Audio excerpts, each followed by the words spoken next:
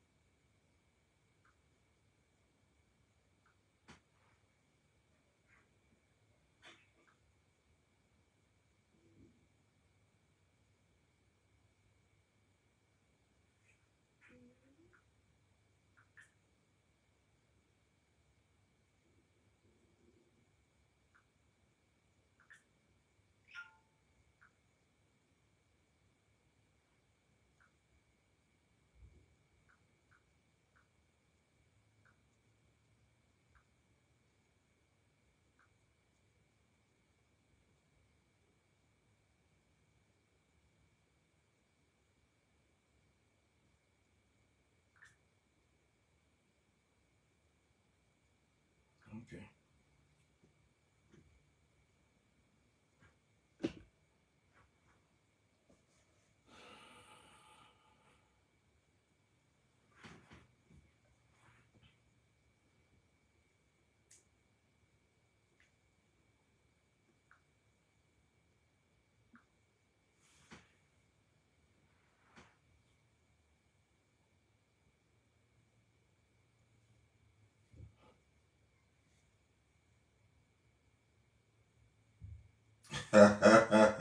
Kelly, elle dit elle a abandonné son mari dans la chambre pour venir écouter.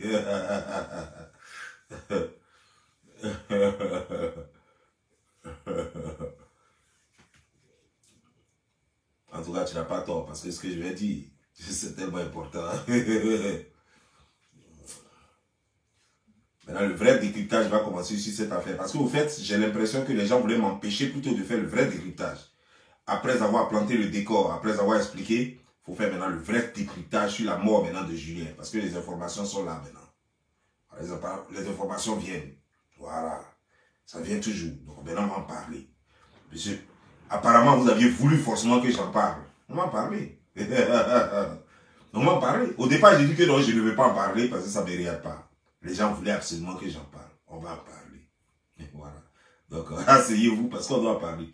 Il est 1h du matin en chose, comment dire, genre, presque 2h du matin en France et presque 1h du matin au Maroc.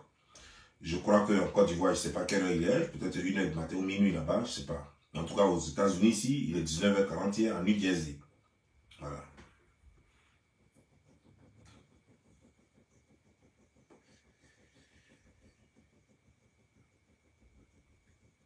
Non, je ne vois pas des abonnés, non. Je ne vais pas évoquer des abonnés. Je ne vois pas des abonnés. Mais il faut reconnaître qu'il y a souvent des abonnés qui se donnent le droit de dire qu'eux, ils pensent qu'ils peuvent dire ce que toi tu dois dire. C'est-à-dire qu'ils peuvent te dire ce que tu dois dire. Non, ne vous trompez pas. Moi, je fais mon blogging. En connaissance de cause, selon moi. Et toi, tu commentes. Mais ne confondez pas fan. Vous voyez, non, tout le monde va au match, à un match de football parce que tout le monde aime le football. En fait, ceux qui aiment le football vont au match de football dans un stade. Mais dans le stade, quand on dit ASEC Africa joue là, il y a d'autres qui vont supporter ASEC et d'autres vont supporter Africa parce que eux là, c'est des fans d'ASEC et les autres, c'est des fonds d'Africa. Souvent, il y a clash même entre eux, souvent il y a bagarre, souvent il y a des palabres entre eux. Et puis il y a d'autres qui sont là, qui n'appartiennent ni à SEC ni à Africa, mais qui aiment le football. Donc ils sont partis pour regarder.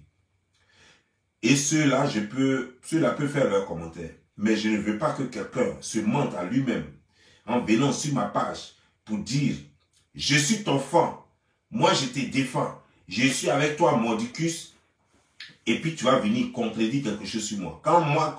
Lorsque Michael Jackson fait un morceau, ses fans ne lui disent pas « On aurait voulu que dans ce morceau-là, que tu mettes tin, ou bien ton. » Non. Quand Michael Jackson fait son morceau, tous ses fans adoptent ça.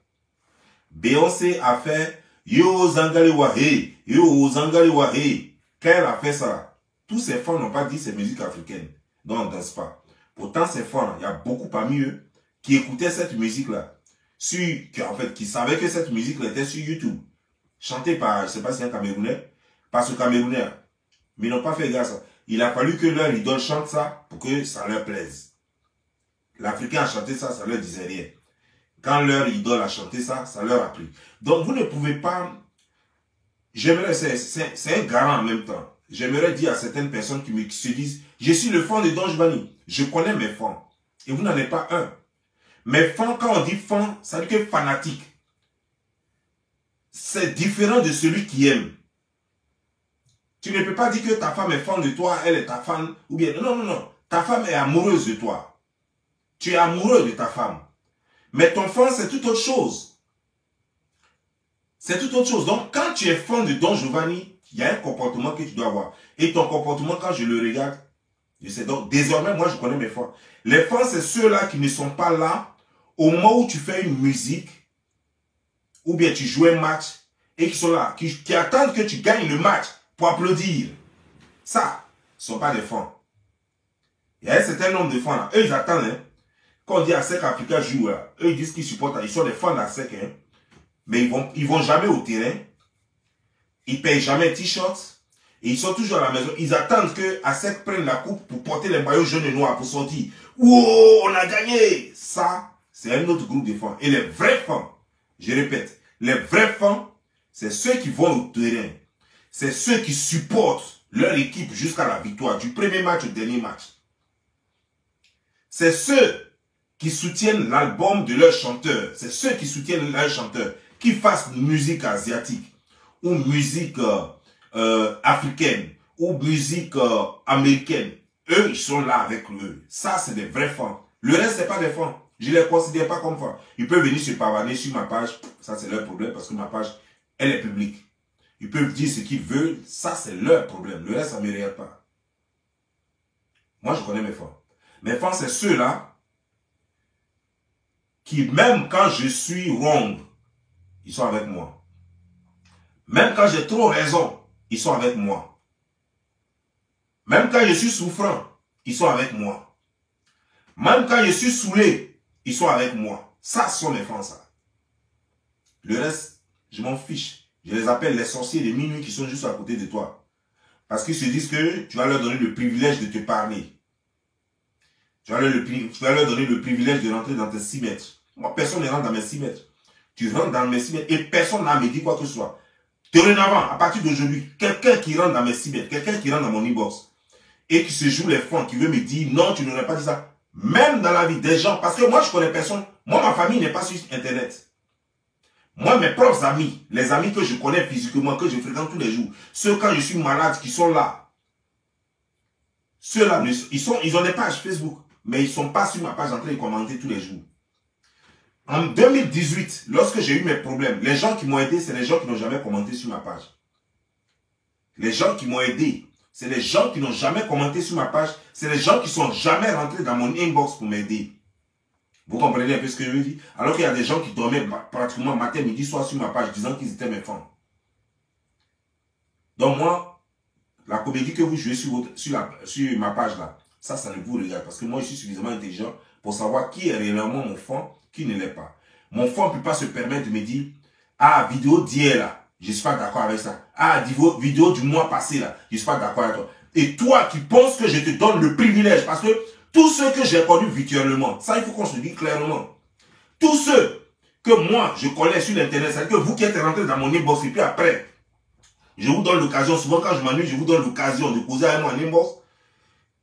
Et parce que je vous donne l'occasion de causer avec moi en inbox, vous pensez qu'on est trop amis ou bien on est trop serré. Jamais. Vous n'avez rien à dire de comment gérer mon blogging. Jamais. Considérez que si moi, vous arrivez à me parler, c'est un privilège.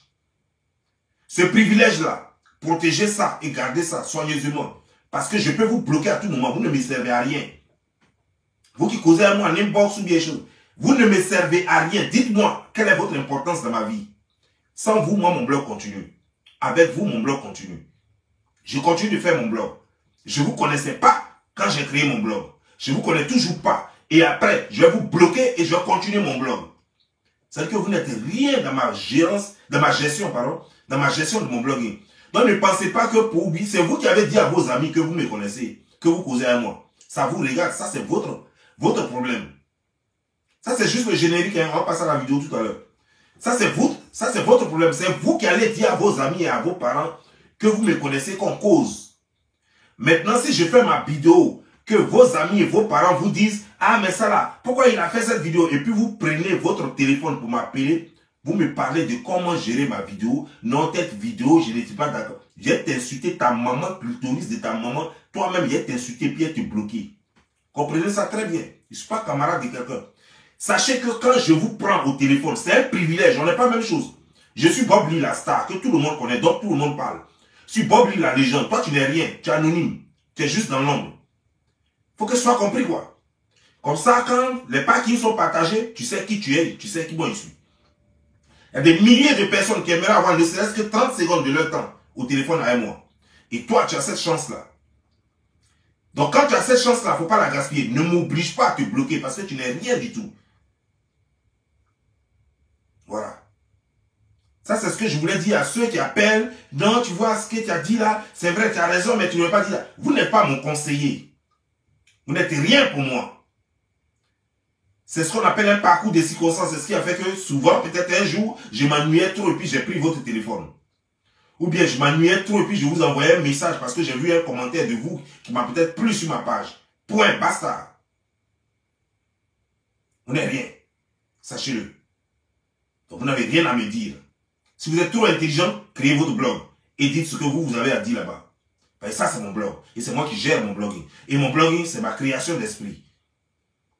Ce sont mes idées. C'est ce que moi j'ai vu. Ce sont mes idées qui appellent les gens sur ma page. Ce sont mes idées qui m'ont fait connaître. Donc si tu penses que tes idées, tu les as très intéressantes, va créer ta page et fais-le. Voilà. Bref, on va parler maintenant. J'ai vu tout récemment, parce que vous avez trop pleuré.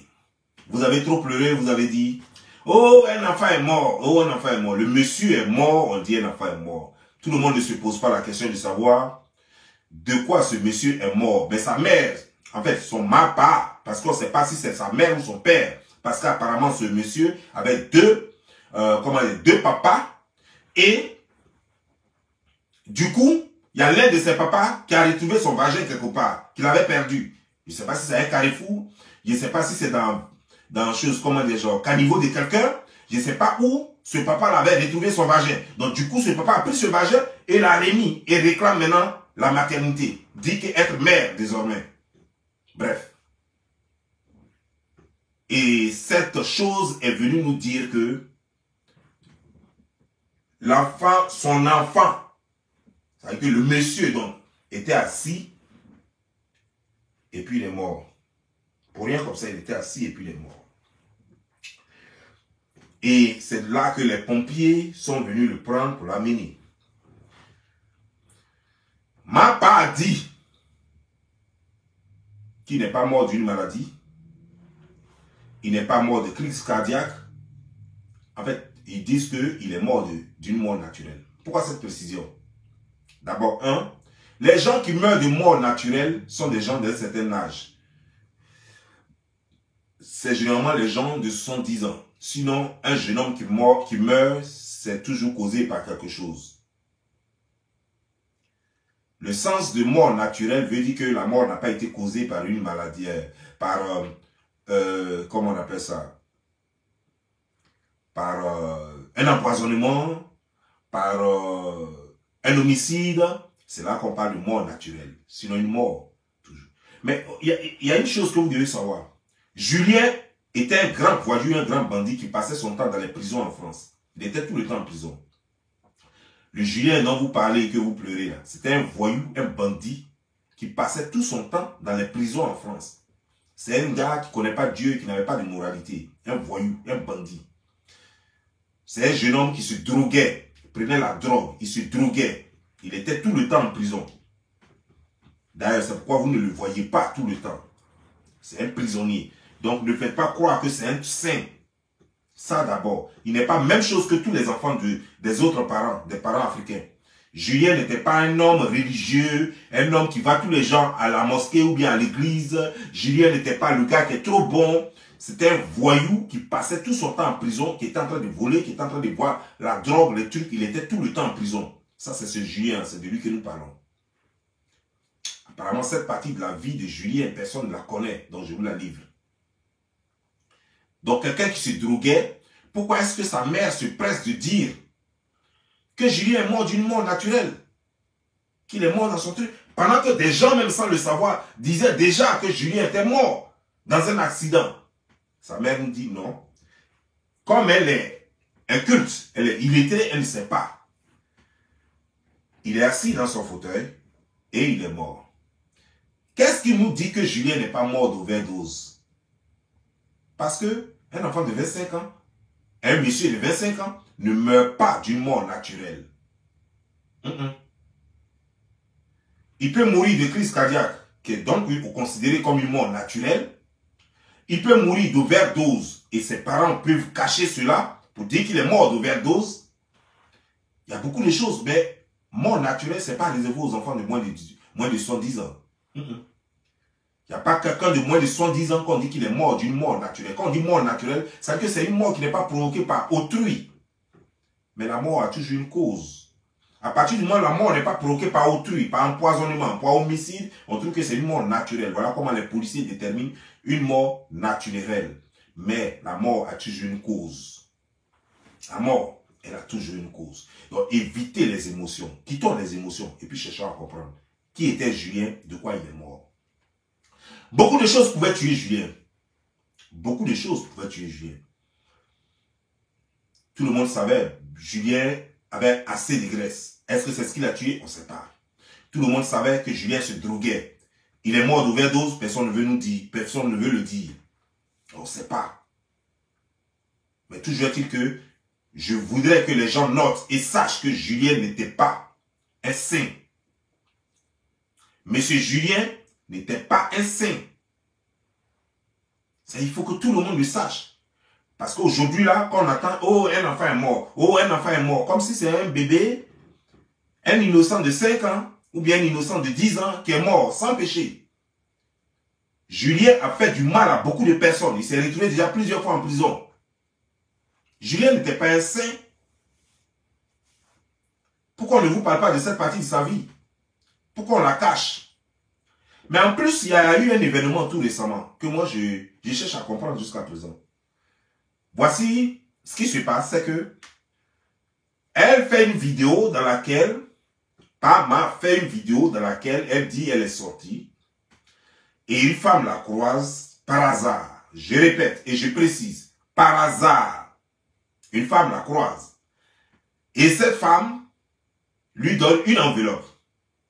Et la femme lui dit, si tu vas à la maison, c'est là qu'il faut ouvrir l'enveloppe. N'ouvre pas l'enveloppe pendant que je suis là.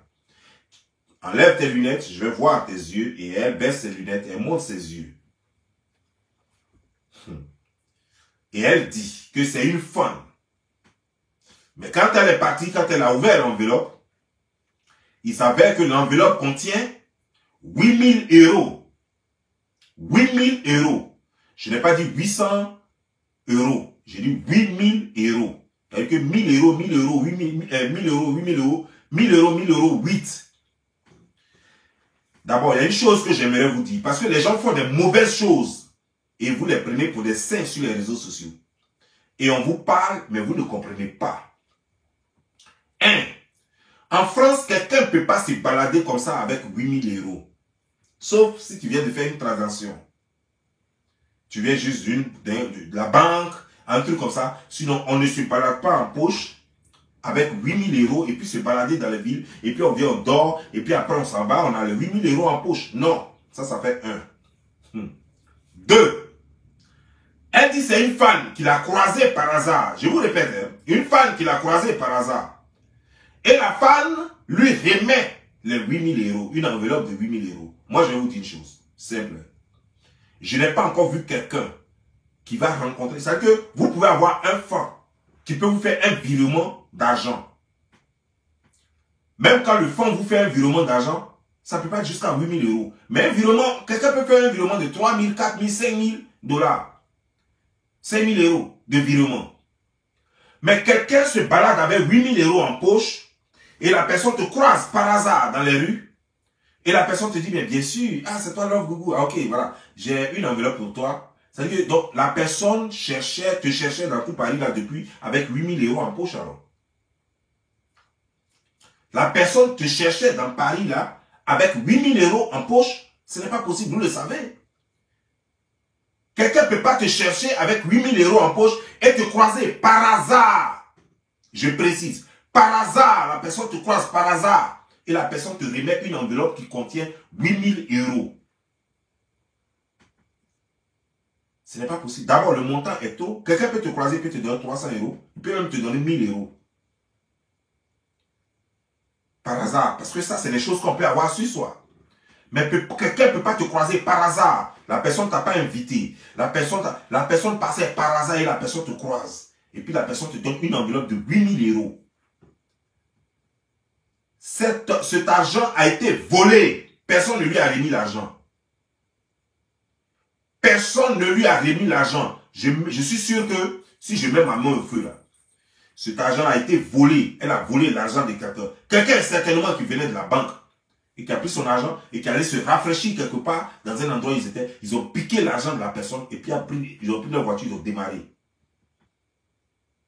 Personne ne peut te donner 8000 € parce qu'il est son enfant, comme ça dans les rues. Comme ça dans les rues. Personne. Nous sommes blogueurs, nous avons déjà reçu l'argent des fonds.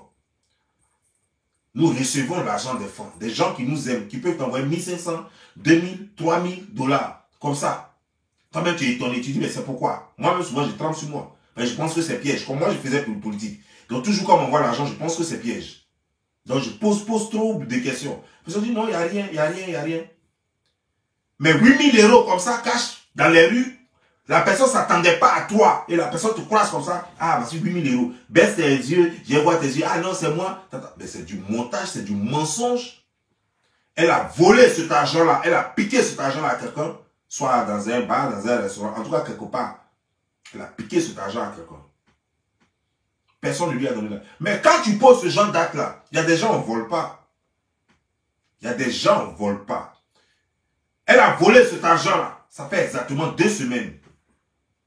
2 semaines, son fils meurt. Donc, il y a plusieurs choses qui peuvent causer la mort de son fils. 1. Elle est toujours en train de jurer sur la tête de ses enfants. Toujours. Elle est toujours en train de jurer sur la tête de ses enfants. Dieu peut faire appel à l'un d'entre eux au tour à tour. 2. Elle s'est fait maudite ici par une autre femme. 3. Mais vous qui avez pitié d'elle là, vous avez oublié que c'est elle-même qui avait insulté ici Aya. Que Aya a ventre cimetière, que Aya n'accouche pas. Parce qu'elle avait accouché. Tu dis à une femme qui a 2 seins, qui a un vagin, qu'elle a ventre cimetière, comme si c'est toi qui es Dieu. Comme si toi le moteur de l'enfantement. Et en plus, la femme n'a pas encore atteint les 50 ans. Ça veut dire qu'elle peut accoucher à tout moment. Elle peut tomber enceinte à tout moment. Mais toi, tu prédis que son ventre est cimetière. Ça veut dire que tu te réjouis du fait qu'elle n'a pas d'enfant. Et tu espères qu'elle restera comme ça à vie. Et c'est de cette femme-là qui perd un enfant. C'est cette femme-là qui perd un enfant aujourd'hui. Je ne sais pas, c'est pas cette femme, ce monsieur. Parce que tantôt, matin, on est monsieur. À midi, on est femme. Et le soir, on est les deux. On n'est pas ma. Je ne comprends plus. Donc, de quoi vous voulez parler? Vous voulez me faire la leçon? Vous pouvez me faire la leçon? Vous pensez que je suis le genre d'idiot qui est venu sur Internet, qui ne sait pas ce qu'il fait ou ce qu'il dit?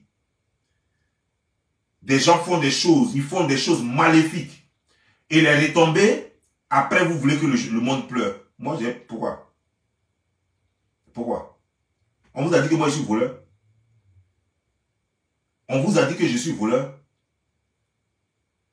Je n'ai jamais volé dans le magasin, ni dans le pickpocket de quelqu'un, ni dans Marmite même. Et quand tu dis Marmite, là, les gens vont te dire que oh, tout le monde a volé dans Marmite. Peut-être que je le faisais quand j'étais petit, mais je ne me souviens pas de ça en tout cas. Moi, je ne m'en souviens pas. Donc, je peux dire que je n'ai jamais volé. Maintenant, sauf si ma mère me dit, non, petit, une fois, tu as pris je viens dans Marmite là. Là, il a dit, ah, ok, ma mère a dit ça. Donc, peut-être c'est vrai. Non, je ne me souviens pas de ça. Parce que chez nous, là, chez moi à la maison, et tout le monde le sait. Chez ma mère, c'est là, quand moi, je vais jouer au ballon avec mes amis. Quand je viens, c'est chez moi, mes amis mangent avant de partir chez eux. Quand je viens toujours avec mes amis. C'est chez nous au moins. Donc, ma mère ne me refusait rien. Donc, je ne pouvais même pas voler dans ma mythe.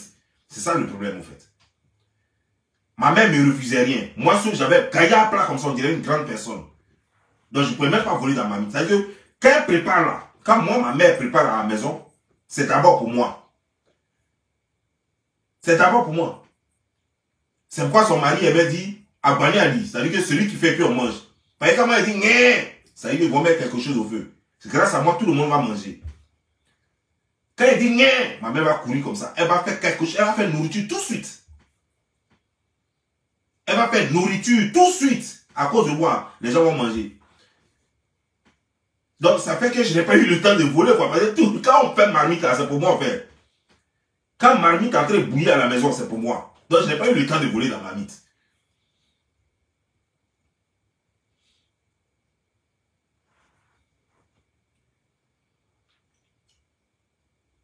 Vous connaissez la vérité.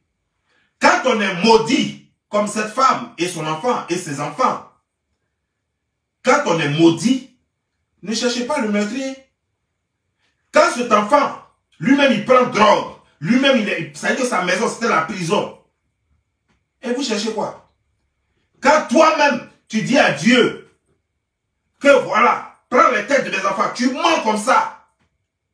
Toi-même, tu as juré ici que ça, c'est la maman de Bob Lee. Voilà sa photo. Peu de temps après, juste, je crois, 1 an après, tu viens faire vidéo pour dire que c'était ta photo de ta propre mère. Et pourtant, tu avais juré sur la tête de tes enfants, sur la Bible. Tu n'as aucune considération pour les livres saints. Et ce qui est bizarre, c'est que c'est maintenant, tu dis que toi, tu priais, tu priches tous les matins. Tu pries par rapport à quoi? Tu manipules les gens à ta guise. Mais tu ne peux pas me manipuler. C'est moi, Bob Lee, c'est moi, Don Giovanni, la légende. Moi, tu ne peux pas me manipuler.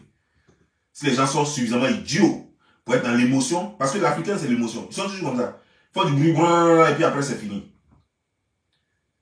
Ils font du bruit, et puis c'est fini. Lolo avait raison quand il disait que je les connais. Eux là, ceux-là, c'est les émotions. Ils vont faire et puis c'est fini. C'est comme ça, vous êtes incapable de réfléchir de vous-même. Vous êtes des suivistes. Quelqu'un dit, oh, c'est pas bon. Vous êtes, oh, oui, c'est pas bon, c'est pas, oh, toi, tu n'as pas sentiment. C'est vous, vous avez toujours sentiment. Pourtant, c'est vous, vous avez problème. Il n'y a aucun élan de solidarité en Afrique. On n'a jamais vu la diaspora africaine construire un hôpital de haute dimension en Afrique. On n'a jamais vu la diaspora des Ivoiriens créer un hôpital. Mais vous êtes toujours en train de dire, le président ivoirien, soit c'est Alassane, soit c'est Gbagbo, le président ivoirien, non, il n'y a pas de médicaments, non, il n'y a pas d'hôpitaux. Mais vous qui êtes la diaspora, là, comme les Juifs, avez-vous déjà cotisé pour créer un hôpital? Pourtant, ce n'est pas l'argent qui peut manquer. Si vous décidez de créer l'hôpital le plus cher, le plus beau, le plus équipé de la Côte d'Ivoire, vous pouvez le faire. Cotisation de 5 ans seulement, même moins de 5 ans, ça peut faire ça. Mais vous le faites? Non, jamais. Mais c'est vous, vous êtes toujours dans l'émotion. Vous faites comme si vous aimez trop, pourtant vous êtes les plus démons, les plus malheureux, les plus malfaiteurs. Vous n'aimez personne, vous n'aimez que vous-même. Mais quand vous venez sur Internet, là, quand on vous entend parler, on va dire, qui est? Dieu même vous dormez à lui. Émotion. Oh, mais l'enfant est mort. Oh, oh, mais la femme là est pleurée. Oh, vous êtes toujours dans la sensation. Pourtant, il n'y a rien derrière. Vous êtes des hypocrites, des petits démons. Mais moi, vous ne pouvez pas m'avoir avec ça. Jamais. Vous ne pouvez pas m'avoir avec votre comédie là, parce que moi, je suis né en Côte d'Ivoire, je ne suis pas né aux États-Unis. Je suis né en Côte d'Ivoire, j'ai vécu avec vous. Je suis un petit Ivoirien. J'ai vécu avec vous, je vous connais, j'ai étudié votre comportement. Vous ne pouvez pas m'avoir avec ces conneries-là. La femme là, elle est maudite parce qu'elle-même, elle se maudit tous les jours. La femme là, elle est maudite parce que Dieu a fait d'elle femme. Elle a décidé de renier ses enfants et de faire d'elle-même garçon. Dieu dit donc, elle-même, elle a dit qu'elle n'a pas besoin d'enfants. Dieu dit, ok, je prends. La femme là, elle-même, comme elle ne voulait pas de ses enfants, elle-même, elle a juré sur tête de ses enfants. Pour dire que Dieu ne peut pas prendre. Pourtant, c'est qu'elle est en train de mentir. Dieu l'a rattrapé, et vous plaignez. Son fils était un drogué, un voleur. Est-ce que qui sait qu'est-ce qu'il a touché, à qui il a fait du mal, et puis il est mort, personne ne sait. Quand quelqu'un comme ça meurt là, et que sa mort pouvait quitter de partout là, chez nous là, on fuit le corps. Parce que c'est malédiction. Quand quelqu'un meurt et puis on ne connaît pas réellement de quoi la personne pouvait mourir, et que sa mort peut venir de partout, sa mort est problématique pour ne pas que malheur t'atteigne, parce que ce qu'il a tué là, ça peut contaminer les gens. Tout le monde fuit le corps. Parce que tous ceux qui vont s'approcher de ce corps seront contaminés par la malédiction qui l'a frappé. Et vous parlez de quoi? C'est de moi vous parlez? C'est de moi vous parlez? Vous êtes sûr? C'est moi qui suis sans cœur? C'est moi qui ai envoyé cet enfant voler pour se retrouver dans les prisons? C'est moi qui l'ai envoyé prendre la cocaïne, la drogue? C'est moi qui ai envoyé cet enfant là prendre la drogue? C'est moi qui ai envoyé sa mère voler 8000 euros pour faire croire que non, c'est quelqu'un qui est venu lui donner 8000 euros. Quand vous-même vous réfléchissez à quelqu'un comme ça peut te croiser par hasard dans les rues, juste parce que tu t'appelles Gougou bien Gaga, et puis on te donne 8000 euros, bien parce que tu t'appelles pas Ma. On te donne 8000 euros dans les rues comme ça. Vous croyez à ça? Et la personne disparaît sans nouvelles. Vous croyez à ça? C'est des conneries. On voit toujours des gens jurer, même quand ils mentent.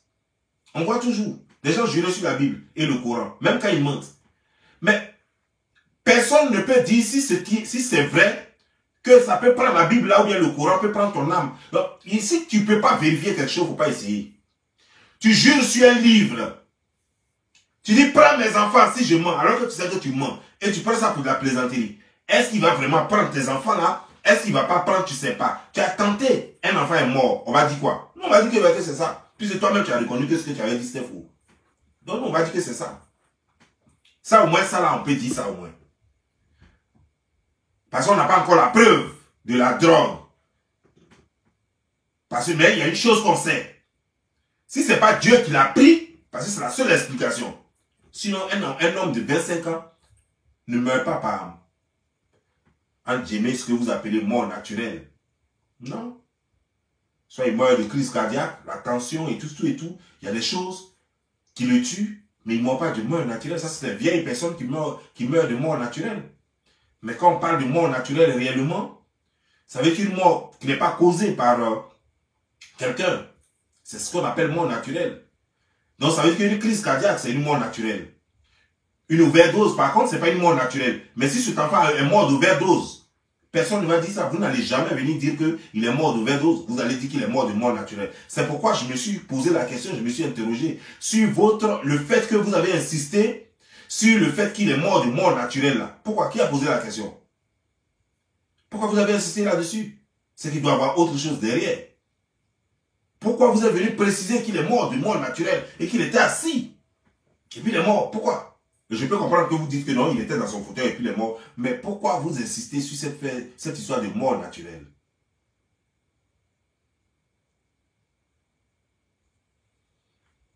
Vous êtes dans Paris, là, vous commettez des saletés, vous allez faire du juju pour avoir de la visibilité, vous faites tout, on va vous demander ce que vous avez de plus cher. Parce que vous êtes là-bas, vous ne valez rien, vous ne travaillez pas, vous ne faites rien, vous n'avez aucun... Quelqu'un même qui ne peut même pas lire, quelqu'un même qui ne peut pas écrire, qu'est-ce que tu peux faire en France là-bas? C'est pas nettoyer les toilettes des gens. Mais tu ne veux pas nettoyer les toilettes des gens. Tu veux t'habiller, jouer les gangabas, te promener, et puis laper, pète blanche avec chose, comme les règles douloureuses de tes amis. Et puis tu dis que je m'appelle papa, oui, c'est moi, je pine, oui, c'est moi, je baisse les gens. Maintenant, du coup, ton enfant meurt, du coup, tu as retrouvé ton vagin quelque part. Tu as pris ça où? Tu avais séché ça où? Du coup, tu deviens femme. Non, maintenant, je suis maman. Et j'ai accouché mes enfants. Quelles sont ces bêtises-là? Faites les mauvaises choses quand votre histoire vous rattrape. Et puis, vous êtes là où vous voulez que les gens pleurent sur votre histoire. Moi, je ne suis pas dans ça. Moi, je ne suis pas dans ça. Moi, je ne suis même pas dans ça. Je ne suis pas un enfant. Et je connais la vie. Toi, tu as 45 ans. Tu n'es pas une petite fille. Tu sais très bien ce que tu as fait. Et puis l'enfant est mort. Et puis ton enfant est mort. Ce monsieur est mort. Tu sais ce qu'il a fait aussi. Toi, seul connais la vérité. Et en ce moment-là, ça devient un truc de commerce sur les réseaux sociaux pour avoir l'argent. Ils vont te donner. Ceux qui n'ont rien à faire, ceux qui n'ont rien à foutre avec leur argent, ils vont t'en donner. Mais moi, si même tu vas me envoyer 10 euros pour quoi que ce soit à Serre, il y a des gens dans mon village, dans tous les villages d'Ida, il y a quelqu'un au moins qui a besoin de 10 000 francs. Je peux lui envoyer même les 10 euros là, ça fait 5 000 et quelques. Ça peut servir à quelque chose. Cette personne peut manger au moins une semaine avec ça. Que d'envoyer ça à des gens comme ça, présenter que je suis sorti, quelqu'un est venu comme ça, il m'a donné 8 000 euros. Vous croyez à cette bêtise-là? Vous croyez à cette bêtise-là? Vous croyez à cette bêtise-là?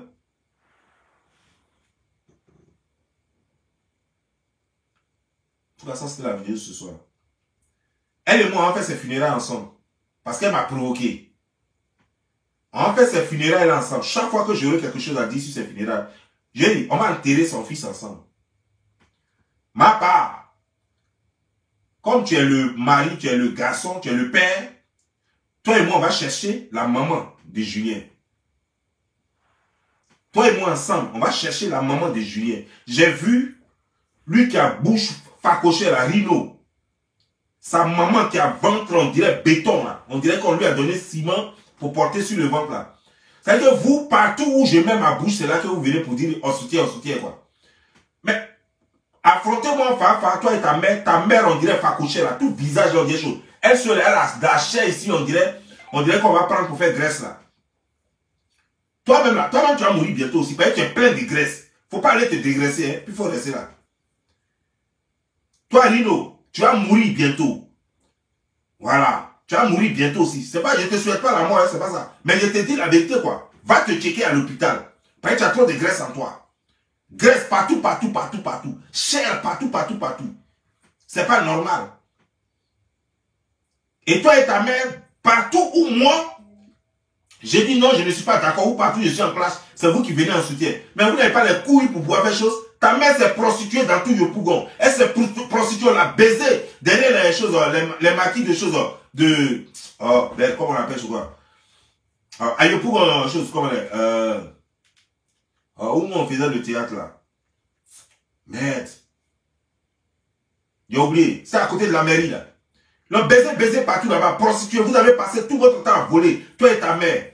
Tu as volé jusqu'à, on t'a envoyé dans les années 2000, on t'a envoyé à Abidjan. Tu as continué de voler là-bas. Les gens jouaient aux cartes, tu volais leur argent.